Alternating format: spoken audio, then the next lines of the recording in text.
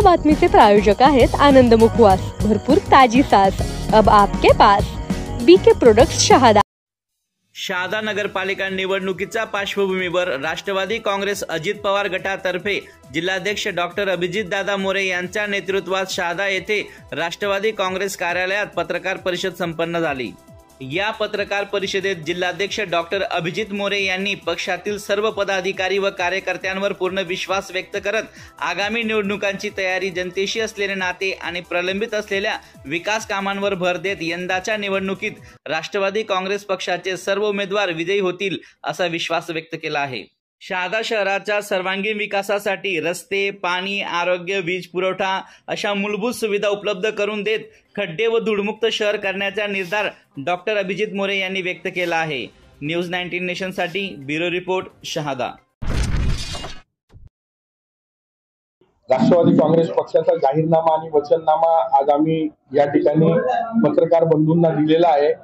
या जाहीरनामा वचननाम्याच्या माध्यमातून शहादा शहरातील सर्व लोकांना आणि सर्व नागरिकांना एक स्वच्छ, सुंदर, देखणं आणि एक सुसह्य असं शहर देण्याचं काम राष्ट्रवादी काँग्रेस पार्टीच्या माध्यमातून केलं जाणार आहे।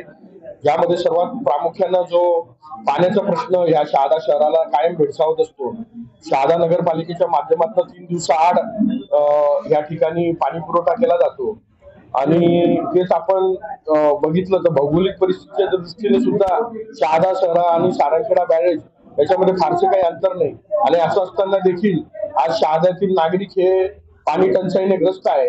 त्याच्यामुळं त्या ठिकाणी राष्ट्रवादी काँग्रेस पक्ष ची सत्ता ह्या नगरपालिकेवर येताच त्या ठिकाणी सारंगखेडा बॅरेजच्या माध्यमातून या ठिकाणी नवीन पाणी पुरवठा योजना ही कार्यान्वित करण्यात येईल आणि आदरणीय अजितदादांच्या माध्यमातून लवकरात लवकर ही पाणी पुरवठा योजना कशी मंजूर करून तिला कशी पूर्णत्वास नेता येईल याचं देखील आम्ही काम बघणार आहोत।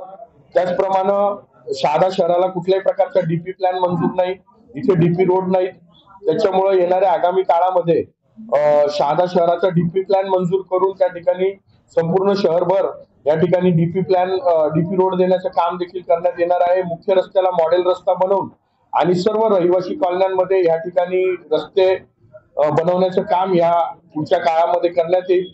त्याच पद्धतीनं शहादा शहर हे जे काही ची ओळख जी खड्ड्यांचं शहर आहे, आज शहादा मलोनी रस्ता करता नागरिक रस्त्यावर उतरून सुद्धा त्या ठिकाणी कुठल्याही प्रकारची रस्त्याची दुरुस्ती होत नाही।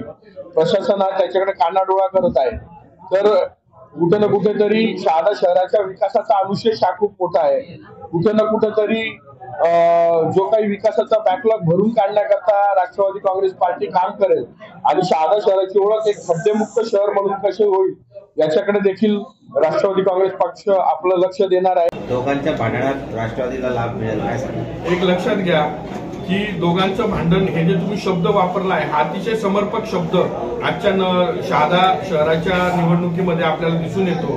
कारण की समोरची दोन्ही उमेदवार एकमेकाचे पाय खेचण्यामध्येच त्यांचं राजकारण हे पूर्ण आपल्याला मागच्या काळात बघितलं असेल तर याच्यावरच त्यांचा भर राहिलेला आहे की वर्चस्वाची लढाई करण्यामध्ये कुठे ना कुठेतरी शहादा शहराच्या विकासाचा अनुशेष एवढा मोठा झालेला आहे। शहादा शहर हे आज इतर शहरांपेक्षा मागे पडत चाललेलं आहे आणि त्याला कारणीभूत शेवटी ही सर्व मंडळीच आहे।